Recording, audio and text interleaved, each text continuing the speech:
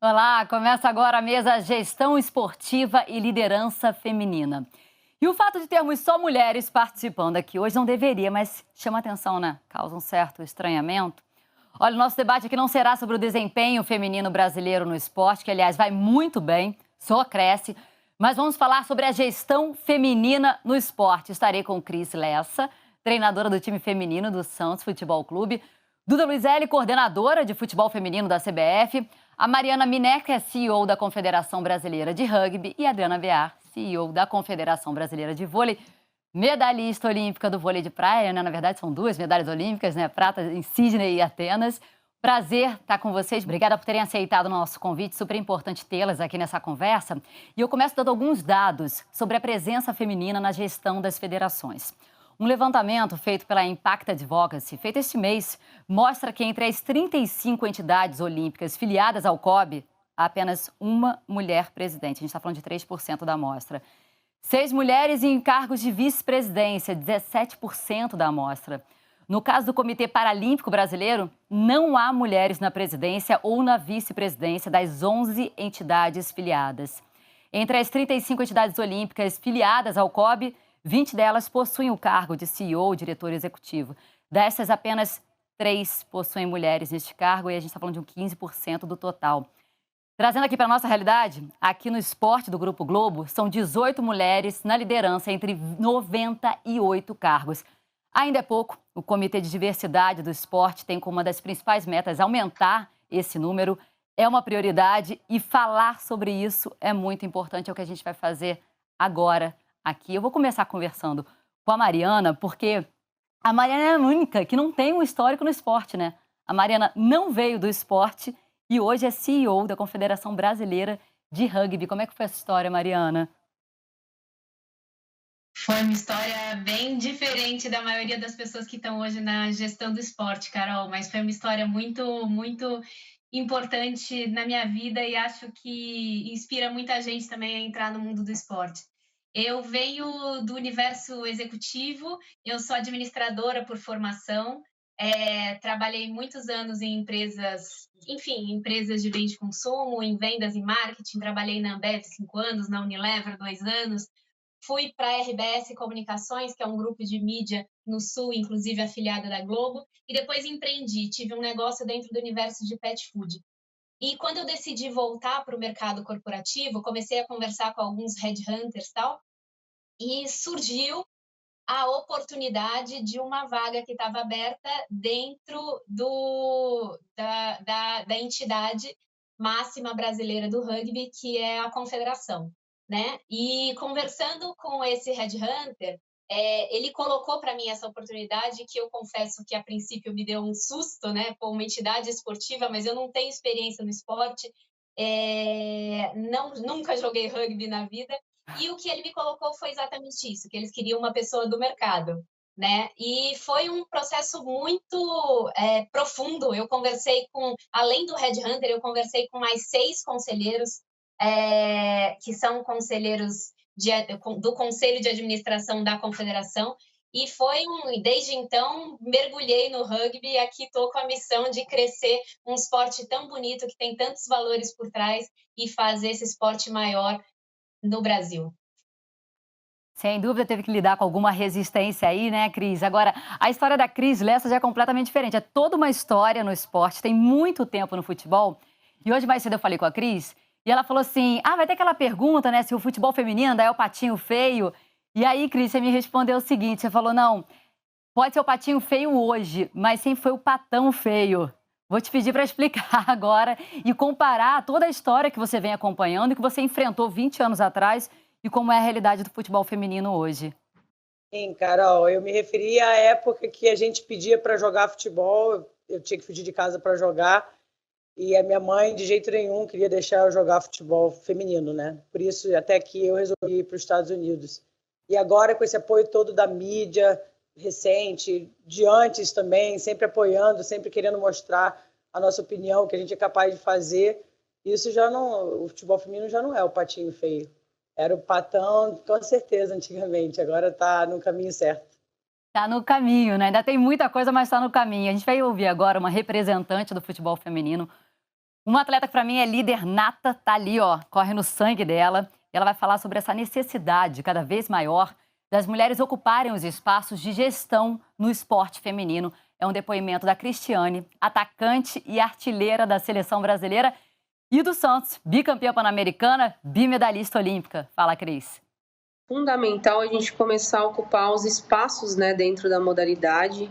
Acho que é importante quando a gente encontra uma ex-atleta com capacidade para poder trabalhar, para poder ensinar. Isso nos abre portas também, faz com que a gente siga esse mesmo caminho, né? Tenho o prazer de trabalhar com as atletas, o prazer de poder ensinar. E é um espaço que há muito tempo ele foi nos tirado, que a gente aos poucos vem tentando lutar, se manter, continuar. E dar uma continuidade do trabalho, sempre buscando evolução de todo um grupo e das atletas. É fundamental, como a Cris falou, mas ainda é uma luta, Duda, chegar à liderança nesses cargos no futebol e mais, assim, ver mulheres não só liderando cargos no futebol feminino, mas no futebol masculino também. É uma grande honra, eu acho, a gente estar nesse momento, neste cargo, aqui na CBF, junto com a Aline, né, que coordena as competições, e a gente dentro das seleções. Realmente ter uma atleta, quem viveu o futebol feminino há 30 anos, quem teve a oportunidade de jogar. Então, eu acho que a gente está tendo essa oportunidade de fazer o futebol feminino cada vez maior nesse momento de ascensão da modalidade no Brasil e no mundo. Então, a gente está trabalhando muito também com as nossas categorias de base, porque é muito importante a gente poder desenvolver o futebol feminino no Brasil com as meninas desde pequenas. Então, é com todo esse trabalho, com toda a experiência que a gente tem no futebol feminino e nas escolas de futebol, que há muito tempo a gente vem sempre desenvolvendo, com essa mentalidade que a gente está vendo hoje, da importância disso para que a gente consiga crescer a modalidade, porque a gente tem certeza que o Brasil também, com as mulheres, está muito perto de ser uma das melhores do mundo. A gente tem um domínio do futebol aqui, mas vou aproveitar para jogar a bola para a Adriana e para fazer uma pergunta para você, Adriana, porque a gente está falando muito sobre a resistência no futebol, resistência no futebol.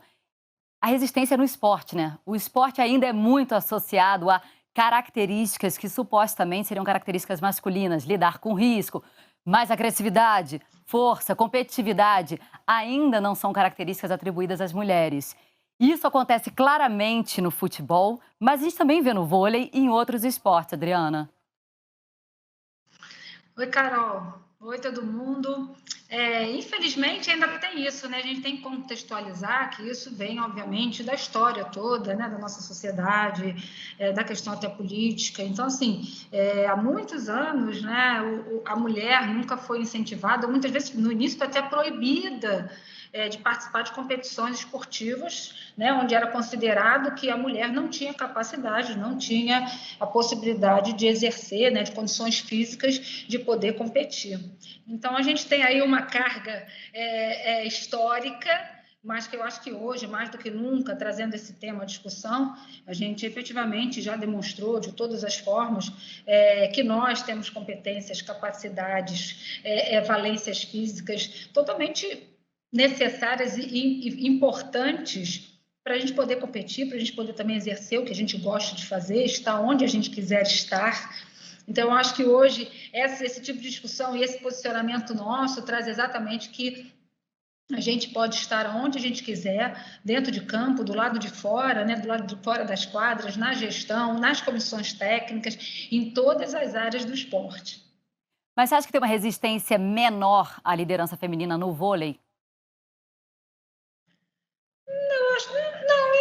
Eu acho que o contexto é igual do lado de fora. Essas dificuldades, os números que você trouxe, né, esses percentuais na gestão esportiva, isso são em todas as confederações, principalmente do lado de fora, né, na gestão. Acho que dentro da quadra isso já melhorou muito, muito. Eu passei, né, como atleta, depois de 20 anos dedicado ao esporte, eu passei por períodos onde a gente tinha menos duplas participando de competições, onde a premiação era menor para as mulheres, e isso tudo hoje já mudou. Então, a gente tem aí a Letícia que está aparecendo, que é uma guerreira, que é uma referência como técnica no voleibol feminino, de praia. Então, eu acho que assim, já mudou muito, já melhorou muito, mas todas nós, todo mundo tem que estar muito atento ainda para oferecer ainda mais oportunidades para as mulheres estarem inseridas dentro do ambiente esportivo.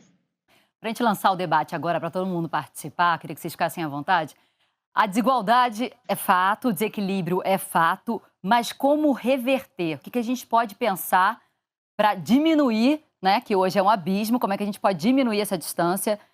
Vou lançar uma das possibilidades, não sei, eu gostaria de saber o que vocês acham sobre isso. Política de cotas é algo que é levado em conta em algumas confederações, em alguns ambientes de trabalho, na verdade, em algumas empresas. Queria saber o que vocês acham, o que vocês apontam como soluções para isso. Vou falar porque eu acho que a gente tem 2 momentos aqui dentro da CBF, nesse momento, que são super oportunos e importantes. A gente abriu os cursos hoje que a CBF tem de licença, de gestão, para as atletas que foram convocadas nas últimas 2 convocações. Então, hoje a Capacitação, menina, né, pensando num Duda? pós-carreira. Exatamente. Então, um pós-carreira dela, ela já pensar em poder, quem sabe, estar na gestão, quem sabe estar sendo uma treinadora. A gente está dando essa oportunidade para que as atletas tenham um pós-carreira. Assim como dentro da gestão, assim quando a gente chegou, né, foi colocado a igualdade nas premiações. Então, hoje, a menina, ela ganha a mesma coisa, as mulheres ganham a mesma premiação que os homens. Isso é um fato muito relevante e eu tenho certeza que foi uma conquista de todas nós, mulheres, que gostam do futebol. Então, olha só, a Duda lançou capacitação e oportunidade. Sem dúvida, esse aí é aquele caminho que é escancarado, né? Se você não tiver os dois andando juntos ali, não tem como. Outras sugestões? Mari, Adriana? Então, eu vou falar, Mônica. Carol, um pouquinho. Vou. Então, sobre a questão de cota, né, que vocês colocaram. Eu, pessoalmente, eu não sou a favor de cota em cargo executivo, tá? Eu acho que a cota enfim, é uma política um pouco dura, que às vezes ela coloca em xeque, inclusive, a capacidade da realização das minorias, que elas acabam assumindo a função por seus próprios méritos, mas são questionadas se elas estão ali pela cota ou pela capacidade delas, né? Mas eu sou super a favor de cotas em funções consultivas, tá? Vou dar um exemplo para vocês da CBRU, né? Da Confederação de Rugby. A gente tem uma cota mínima em estatuto de 33% das mulheres no conselho de administração e nos órgãos colegiados, né? Então, 1/3 das pessoas que estão nessas funções consultivas hoje na CBRU são mulheres. E acho que, naturalmente, a questão de representatividade de cargo para as mulheres acaba aparecendo mais por uma cobrança do conselho, né? Para vocês terem... Eu sou a CEO mulher e eu tenho abaixo de mim 4 mulheres e 4 homens, né? Então, está super equiparado nesse sentido. E eu vou colocar outro ponto aqui que eu acho que é importante a gente pensar. Eu tenho um entendimento que a grande maioria, se não 100% das entidades esportivas no Brasil tem o mesmo desafio, que é um desafio de captação de recursos, né? Todo mundo está em busca de recursos, dado que a gente tem no Brasil um esporte que não é superavitário na essência. A gente precisa do patrocinador. E eu faço aqui um desafio de vocês conversarem com os patrocinadores e entenderem com eles o quanto isso é relevante e importante, né? Eu já tive do outro lado da mesa, eu até então cuidava de marcas e avaliava com quais entidades ou com quais, enfim, ativos eu ia querer associar a minha marca. E a questão de representatividade de mulher dentro de entidades esportivas é uma questão muito crítica para a gente atender uma demanda do patrocinador, tá? Dando um exemplo meu do rugby, dos meus 3 principais patrocinadores, Bradesco, Heineken e TIM, os 3 colocam isso como demanda relevante. Os 3 precisam, dentro da marca deles, estar próximos de mulheres e falar com o público feminino. E, nesse sentido, mulheres na liderança é muito importante para o para o universo deles. Então, se eu tenho isso forte dentro da minha organização e dentro da minha gestão, naturalmente eles querem se associar ao rugby, porque o rugby entrega isso a eles, né? É porque a gente não tem como separar o esporte da sociedade, né? Essa é uma demanda da sociedade, é uma demanda que a gente vê em todas as empresas. Essa representatividade, ela é urgente e é urgente em todos os lugares. Então, assim, o esporte ele tem que estar caminhando junto, não tem como a gente tirar dali, sabe? Então, é claro que hoje há esse interesse maior em você estar associado, né? Associado a uma confederação em que existe essa representatividade, em que existe um equilíbrio maior, porque isso é o que as marcas buscam, porque não é por causa só da imagem, não é uma questão, a imagem que a gente quer passar é essa. Não, é uma necessidade. É uma necessidade de transformação e existe uma pressão hoje por isso também, uma cobrança. Assim que saiu o meu nome, né, a confirmação que eu assumiria o cargo, né, dentro da CBV, foi muito bacana, porque eu acho que isso vale, é muito importante a gente ressaltar. A Mariana fez contato comigo e foi muito bacana, porque eu acho que assim, a gente cria essa rede de conexão, essa rede de colaboração, e a gente já conversou várias vezes, essa semana mesmo a gente já trocou mensagem, já participamos de outros debates. Eu acho que isso é muito importante, a gente começa a trocar informações, a gente começa a criar uma rede colaborativa de mulheres, que eu acho que isso só faz aumentar ainda mais as novas oportunidades, a gente aí inspira novas mulheres, né, a entrarem nesse caminho também, a se capacitarem, a perceberem que existe oportunidade, e a gente tem essa visão de que a gente quer realmente, como a Mariana falou, não só ter mulheres somente na gestão, mas mulheres capacitadas, entendeu? Então, assim, a oferta, como a Duda falou, a oferta de cursos, de ensinamentos, de melhorias dentro do ambiente, vai dar mais oportunidade. E a gente ainda tem, enquanto dificuldade, quando a gente procura, eu falo na minha experiência, quando eu penso, eu quero trazer mais mulheres para trabalhar com a gente aqui, onde é que a gente vai achar? Naturalmente, a gente identifica dentro, né, dessa área, em várias áreas profissionais, você identifica mais homens, né, que têm mais experiências, que têm mais um histórico no mercado, que seja esportivo ou mesmo no mercado executivo, no mercado de empresas. Então, assim, eu acho que hoje essa conversa ou essas posições que a gente, né, todas nós aqui hoje ocupamos, ela traz também uma responsabilidade muito grande, não só de referência, mas simplesmente da gente abrir as oportunidades, estar atenta a trazer cada vez mais mulheres, não só mulheres, de novo, mas mulheres capacitadas para esse ambiente esportivo. É isso que vocês estão fazendo aqui agora, né, sendo referência para novas lideranças, para futuras lideranças. Agora, nesse caminho, para você chegar a ser líder, a liderança ela vem muito associada à credibilidade, né? Quem você está liderando tem que confiar em você. E a história da Cris Lessa tem muito de uma luta por credibilidade. E aí eu vou falar que eu acho que é algo que a gente, tá? Todo mundo que trabalha com esporte conhece bem, porque tem essa necessidade, né? Parece que a mulher... Outro dia eu ouvi da Edna, árbitra, que foi a primeira mulher a apitar um Mundial de Clubes masculinos, isso não tem muito tempo, é recente, estava no trio. A Edna falou assim, sabe o que acontece? O homem, quando nasce, ele nasce com selo de qualidade no esporte. A gente não. A gente nasce sem selo. E a história da Cris conta muito bem isso. Quantas vezes, Cris, você teve que provar e insistir, tipo, eu sei do que eu tô falando, ou eu não estaria aqui. Sim. Como eu falei para você, quando eu comecei a trabalhar no futebol masculino, que o meu amigo me convidou para ser auxiliar deles, o treinador, eu já te contei a história, ele é a cultura dele, de Recife, eu falei, não vou de jeito nenhum conseguir esse trabalho, mas beleza. E quando eu cheguei, eles me fizeram a entrevista de 4 horas, me deram a bola para fazer embaixadinha com o meu currículo na mão deles, viram que eu trabalhei na Liga Profissional Americana, todo o meu currículo não adiantou muito, e ele me perguntou tudo tático, o que eu faria em cada situação de jogo. Foi a entrevista mais longa de trabalho que eu já fiz na minha vida, e todo dia eu tinha que provar muito mais do que... Todo dia eu tinha que fazer um trabalho mais forte, um trabalho mais concentrado, tinha que provar todos os treinos que eu estava conseguindo ajudar ele, ajudar os jogadores me passaram uma super confiança, confiavam em mim, pedir informação, mas eu também tive que fazer embaixadinha, demonstrar uma jogada, demonstrar um treino, fazer um treino. Eu tive que fazer algumas coisas para agora eles até hoje me ligam para pedir conselho, para pedir informação, para pedir ajuda.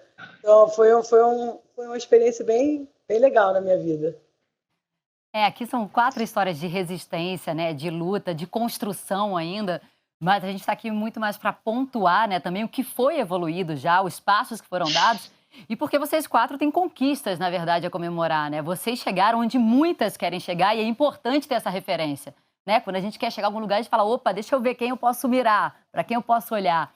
E aí tinha um caso que eu queria jogar para vocês agora. Fale, Cris. Eu posso só dar uma complementada no que as meninas falaram sobre as oportunidades para as mulheres da cota e etc. Então, nos Estados Unidos, né, já que vocês tocaram nesse assunto, lá funciona bem assim. A Mariana, eu entendo o que você pensa, porque muitas treinadoras de futebol não querem ser treinadoras lá. Eles ficam à procura e tem a situação de algumas ex-atletas que já foram minhas atletas que, graças a Deus, agora tem emprego de treinadora, mas também tem muita mulher que não quer fazer esse papel, ela quer ser administradora, ela quer ser diretora da equipe, etc. Então, isso funciona lá, mas eu acho que é por isso que ajuda tanto, tá? Em relação à cota. E o que eu tenho tentado fazer aqui no Santos, que eu vim com essa proposta já na minha cabeça, é tentar motivar as meninas a o que elas vão fazer depois que elas pararem de jogar futebol. Por exemplo, quem eu coloco de capitã já tem uma motivação. Eu já tenho reuniões, uma menina machucou que era da seleção brasileira, não posso falar aqui ainda, mas a gente já convidou para fazer parte da comissão, para ajudar, para estar entendendo o que a gente pensa, para poder ela pegar essa experiência. A nossa comissão é feita de 3 mulheres que eu não conhecia antes de vir para cá, que é uma coisa muito difícil das mulheres fazerem, ainda mais quando você não conhece, mas está sendo uma experiência maravilhosa e eu acho que esse é o caminho para que as meninas, para que as mulheres saibam que elas vão ter oportunidade, mais cedo ou mais tarde. Agora, Cris, daqui a pouco eu vou te ligar para saber quem é, tá? Essa aí da lesão, daqui a pouco a gente conversa aí da seleção feminina, brincadeira. Agora vamos falar de um outro caso. A Jeannie Buss, filha de Jerry Buss, ex-dona do Lakers, ele faleceu há pouco tempo, né? Lakers, time de basquete da NBA. Ela assumiu depois da morte do pai. Ela seria bem-vinda se não fosse, além de CEO, além de presidência, ela não fosse herdeira? Será que a recepção seria a mesma? Pela cultura que eu passei lá há 20 anos, eu acredito que ela seria, se ela não tivesse nenhuma influência da imagem dela, talvez não, mas o que relaciona nos Estados Unidos é o dinheiro, é a imagem, o que a pessoa representa para a empresa. E sendo mulher, é aquela cereja em cima do bolo para eles, né? Porque o que eles podem fazer para ter a mulher no comando lá é incrível. Eu não sei se foi essa situação da regra que gerou, do Title IX, né? Que eles criaram essa lei anos atrás, mas eles fazem de tudo para ter uma mulher no comando lá. É incrível em relação a isso. Posso jogar uma pimenta nessa história aí, trazendo um lado um pouco para a nossa responsabilidade também como jornalista, né? A gente, quando está cobrindo e dando uma notícia dessa, que é uma notícia marcante, ela é histórica, a partir do momento que tem uma mulher ali comandando o time, foi a primeira a ser campeã, né? O primeiro time a ser campeão com uma mulher no comando na NBA. Mas, em algumas das reportagens que eu vi que saíram sobre ela, uma delas falava dela já ter feito fotos sensuais. Assim, eu não sei se a gente estivesse falando de um presidente, se fariam toda essa busca no histórico, ou se isso seria algo relevante, porque, na verdade, é irrelevante diante do trabalho que ela vai desempenhar ali. Ou se faz diferença pelo fato de ela ser uma mulher. Eu tenho um ponto para completar e para reforçar exatamente sobre o que você está falando, né? Eu acho que a Jeannie é uma pessoa assim muito apaixonada pelo basquete e que junto com o pai dela se preparou ao longo de muitos anos para assumir essa posição com gestão de liderança e várias entidades esportivas que eram da família também, né? Mas eu acho que o ponto que você colocou é super importante, né? Porque eu tenho uma provocação a fazer. O mundo do negócio está entupido de exemplos como esse, que são exemplos que um pai deixa um negócio familiar para um filho, né?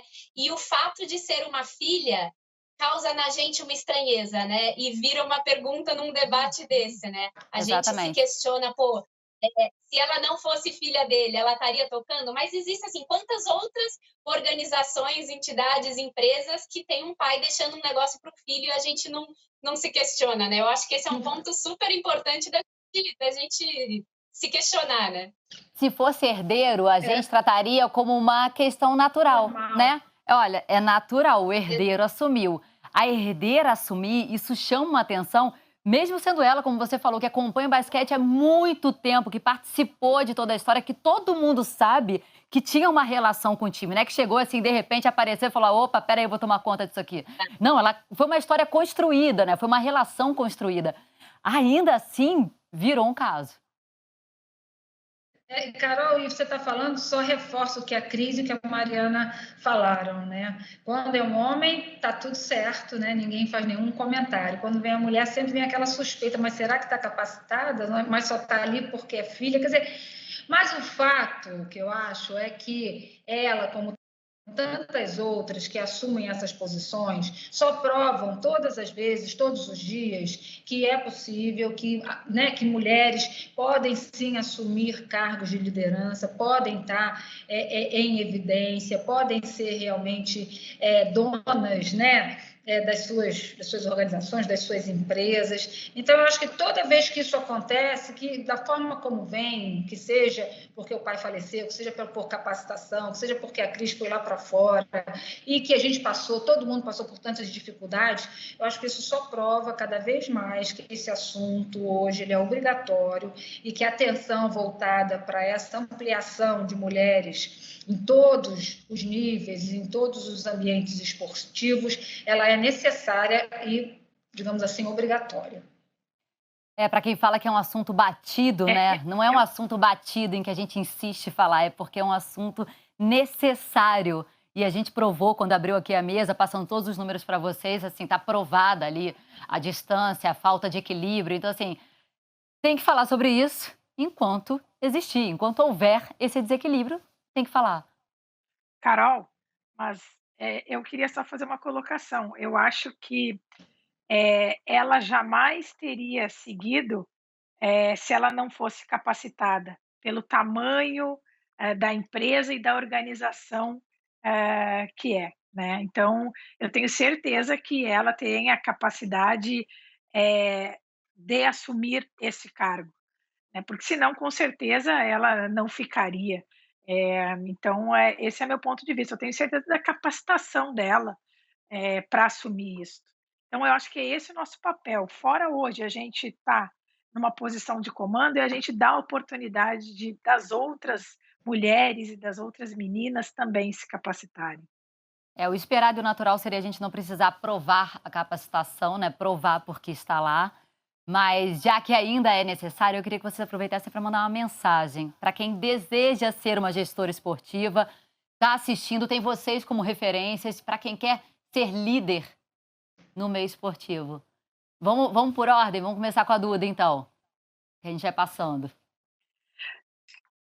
Bem, hoje a CBF ela tem um curso de gestão aonde ela oferece um desconto de 40% para as mulheres, né? Então aqui fica meu convite, começa casualmente no próximo sábado, né, esse curso de gestão, que é um curso anual da CBF, e a gente espera aí que tenham muitas mulheres participando, certamente a gente vai estar junto, vai estar de olho em todas as mulheres e com certeza aquelas que forem cada vez mais capacitadas vão ter oportunidades, porque as oportunidades cada vez estão aparecendo mais. E eu acho que mulheres lidando com mulheres no meio do esporte é uma tendência natural e que vai fazer o esporte evoluir cada vez mais rápido. Obrigada, Duda. Adriana? Carol, acho que é só reforçar esse tipo de debate toda vez que a gente traz esse assunto para discussão eu acho que, eu espero, né, que seja um assunto sempre que inspire mais mulheres, que realmente busquem a capacitação. Hoje em dia tem cursos de gestão esportiva em várias universidades, que você pode se capacitar, e eu acho que a nossa principal referência é essa. Se nós, né, falo de mim, se eu cheguei aonde eu estou hoje, todo mundo pode chegar. Então, eu acho que a gente está, hoje, na posição que a gente está abrindo portas não só para trazer cada vez mulheres para um ambiente de gestão, mas para a gente inspirar que sejam jovens adolescentes a seguir esse caminho. Então, eu me vejo como uma ponte aí, né, de juntar o sonho à realidade. E sim, é possível a gente ter cada vez mais mulheres na liderança. A gente traz aí não só um tom de firme, forte, de decisão, mas também um ambiente mais afetuoso, né, com mais empatia. E eu acho que isso é tão importante para qualquer ambiente de trabalho, qualquer ambiente de negócio. Então, eu só espero que a gente tenha cada vez mais e que a gente aqui sirva mesmo como referência. Para que as meninas tenham essa como a Cris falou, né, que tenham realmente vontade, liberdade e oportunidade, né? E eu acho que a gente aqui prova que é possível e que a gente está atento a ter realmente cada vez mais oportunidade para as mulheres dentro do ambiente esportivo. Que tenham a chance de escolha, né? Que pensem nisso na hora de escolher uma carreira, Cris. Que vocês, mulheres, continuem pedindo ajuda, adquirindo mais conhecimento, façam os cursos da CBF. Eu fiz e eu achei que eu já tinha feito o curso dos Estados Unidos, que estava bom. Quando eu fiz o da CBF, me ajudou muito. Não vejo a hora de fazer os outros, e cursos em outros países, cursos de tudo que você achar que você precisa para poder adquirir conhecimento e estar no cargo que você sonha ter. Tente vários cargos e tente aprender e se inspirar com essas mulheres maravilhosas que estão aí sendo exemplo, principalmente essas que estão aqui com a gente hoje, né? Vamos falar com mais uma mulher maravilhosa, mais um exemplo, Mariana. Carol, assim, só reforço o que as meninas falaram, viu? Eu acho que a gente precisa inspirar mais meninas e mais mulheres a buscarem cargos de liderança, né? E aí, dando um recado para essas meninas e mulheres que amam o esporte, que querem estar dentro do esporte, eu queria deixar um sentimento meu. Eu acho que nós nunca estamos e nunca estaremos 100% prontas, né? Quando a gente senta em uma função, senta em uma cadeira, o conhecimento vem na prática. O conhecimento ele vai ser construído à medida que a gente for trabalhando. É óbvio que assim, e aí reforço tudo que foi dito aqui pela Dri, pela Duda, pela Cris, busquem conhecimento, vão atrás de curso. As meninas falaram dos cursos da CBF, a World Rugby, que é a nossa entidade internacional do rugby também, tem bolsas de estudo para lideranças femininas, tal. Eu acho super importante se capacitar, mas é um recado muito importante para a mulher, se jogue. Entenda que você pode sentar sim nessa mesa, que essa cadeira ela é para você, você pode estar nessa posição, estar nesse lugar, né? Porque eu sinto, e tem estudos que reforçam isso, que os homens aplicam para vagas tendo um percentual menor de pré-requisitos atendidos, né? A mulher não, muitas vezes ela olha aquela lista de coisas e fala, ai meu Deus, precisa ter espanhol intermediário, eu só tenho espanhol básico, e por isso não vai. A gente precisa se jogar, a gente precisa acreditar que a gente vai conseguir, que a gente vai dar certo e se jogar. Então, acho que o meu recado é um pouco esse, e um recado também de não tome as decisões muito naquele questionamento de vida pessoal, vida profissional, porque isso pesa muito para a mulher, né? Mas é óbvio que a gente precisa pensar na vida pessoal, mas a gente tem que pensar nisso a hora que o problema acontece.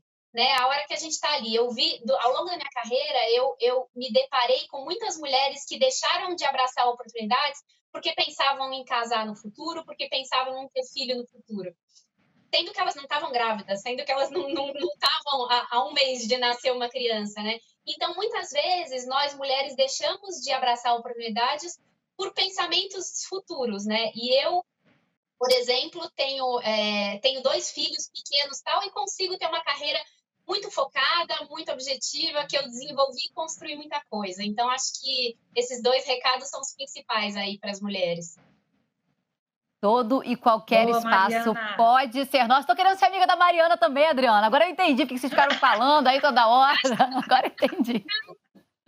Bem, me levantar para agradecer a vocês. Obrigada por compartilharem a história de vocês, compartilharem a luta de vocês também. Foi muito bom poder ouvi-las e aprender também, né? Uma inspiração para a gente quando pensa em liderança. Obrigada, carreira longa para todas nós.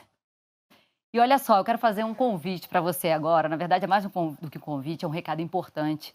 Que você seja parte dessa mudança. Cobre seu clube de coração, cobre os gestores na sua modalidade esportiva, para que nós tenhamos mais mulheres nos cargos de liderança do esporte. Se quiser mais informações, fica ligado nos nossos canais de contato, tá? Amanhã também às 15h, você não pode perder, tem outra mesa, Esporte para Todos, um plano nacional, mediada por Edgar Alencar. A gente se vê. Nós temos um pacto com o esporte. Queremos mais governança, transparência e integridade no setor. Queremos valorizar nossos atletas. Queremos mais mulheres ocupando os cargos de gestão esportiva. Queremos acabar de uma vez por todas com o racismo. Para o esporte ganhar, precisamos jogar todos no mesmo time. E você? Vem com a gente. Pacto pelo Esporte 2021.